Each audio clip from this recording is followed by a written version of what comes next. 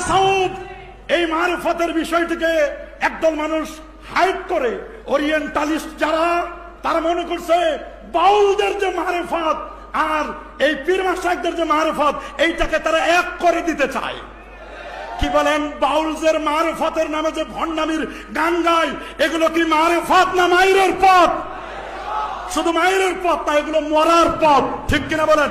গতকালকে হুজুর কেবলা যেমন বলেছে, আমরাও বলতে চাই এই সমস্ত বাউল ফাউল নামের আল্লাহ আল্লাহ রসুলের সামনে যারা বেয়াদবি করবে, তাদেরকে শুধু গ্রেফতার নয়, তাদেরকে জাতীয় মসজিদ বাইতুল মুকাররমের সামনে ফাঁসির কাস্টে ঝুলাতে হবে।